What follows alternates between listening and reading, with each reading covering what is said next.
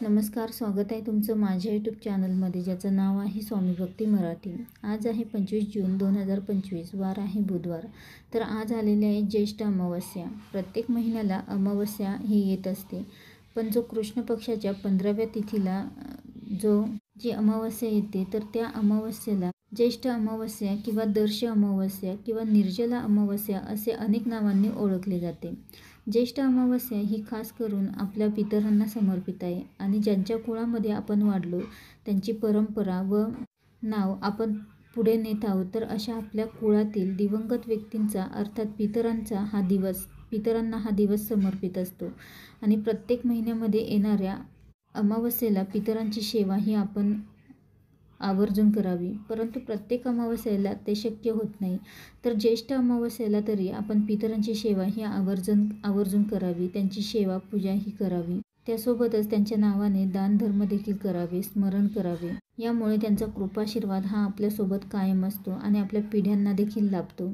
पितृदोषापासून मुक्त होण्यासाठी काही उपाय अमावस्या तिथीला केले जाते आणि त्यासाठीच आज संध्याकाळी कापुरासोबत आपल्याला ही एक वस्तू जाळायची आहे। तर यामुळे घरातील भांडणे, पितृदोष, वास्तुदोष, नजरदोष या सर्व गोष्टी नष्ट होतील।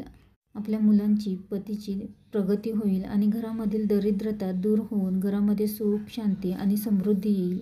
तर तो कसा आणि कापुरासोबत आपल्याला संध्याकाळी कोणती वस्तू जाळायची आहे, तर याबद्दलची संपूर्ण माहिती आपण या व्हिडिओमध्ये बघणार आहोत। तर व्हिडिओ स्किप न करता संपूर्ण बघा आणि जे कोणी नवीन असेल या चॅनलवरती तर सबस्क्राईब करा।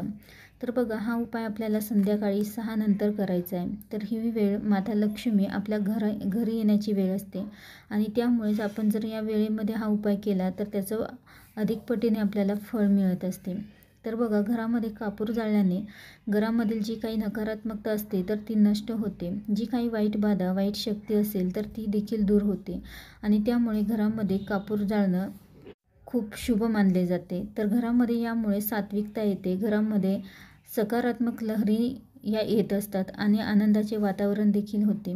तर हा उपाय केल्याने पितृदोष हा देखील दूर होतो आणि नकारात्मकता घरामध्ये प्रवेश करत नाही। वाईट गोष्टीपासून आपले आणि आपल्या घराचे संरक्षण होते। तसेच घरातील लहान मुलं चिडचिड करत असतील तर तेही कमी होईल।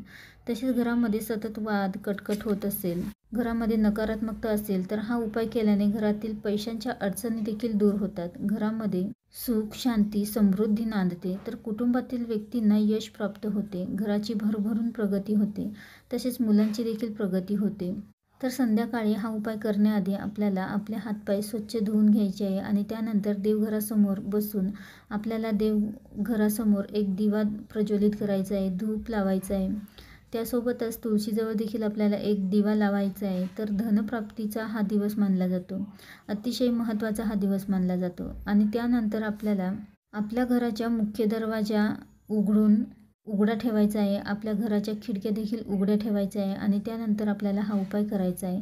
तर यासाठी आपल्याला एक मातीची पंती घ्यायची आहे आणि त्यामध्ये आपल्याला थोडेसे तांदूळ टाकायचे आहे आणि त्यावरती आपल्याला 7 भीमसेनी कापराच्या वड्या किंवा साधा कापूर असेल तरीही त्याच्या 7 वड्या आपल्याला ठेवायच्या आहे आणि त्यानंतर 3 अखंड लवंगा, ज्या खराब झालेल्या नसतील तर अशा अखंड लवंग आपल्याला त्यावरती ठेवायच्या आहे। त्यानंतर चिमूटभर काळे तीळ आपल्या उजव्या हातामध्ये घ्यायचे आहे आणि घरातील प्रत्येक व्यक्तींवरून त्यांच्या डोक्यापासून ते पायापर्यंत 7 वेळा उतरवून घ्यायचे आहे। लहान मुलावरून देखील उतरवून घ्यायचे आहे, त्यांचा हट्टीपणा, चिडचिडपणा यामुळे कमी होतो।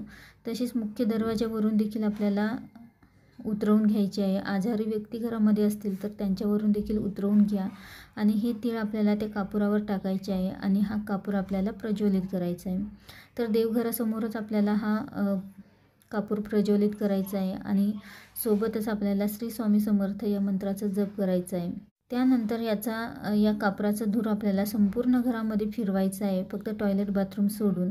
फिरवून झाल्यानंतर आपल्या मुख्य दरवाजावर थोडा वेळ आपल्याला ही पंती ठेवायची आहे आणि त्यानंतर परत ती पंती उचलून देवघरासमोर आणून ठेवायची आहे आणि त्यानंतर दुसऱ्या दिवशी हे तांदूळ आपल्याला झाडाखाली टाकायचं आहे। त्यामध्ये जी काही कापुराची राख किंवा जे काही तांदूळ आहेत तर ते आपल्याला एखाद्या झाडाखाली टाकायचे आहे।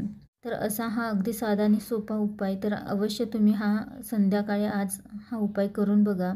अमावस्या हा असा दिवस आहे की या दिवशी घरामधील जी काही नकारात्मकता असेल, वास्तुदोष, पितृदोष असेल तर तो नष्ट होण्यासाठी हा अतिशय महत्त्वाचा दिवस मानला जातो आणि त्यामुळेच या दिवशी असे काही छोटे छोटे उपाय हे अवश्य करावे, जेणेकरून आपल्या घरामध्ये सुख समृद्धी येईल आणि घरामधील जी काही नकारात्मकता, वाईट शक्ती, वाईट बाधा असेल तर ती आपल्या घरापासून दूर जाईल. तर अवश्य तुम्ही हा आज संध्याकाळी अतिशय सोपा आणि साधा उपाय आवर्जून करा. व्हिडिओ आवडला असेल तर लाईक करा, कमेंट करा, शेअर करा आणि सबस्क्राईब करा. श्री स्वामी समर्थ.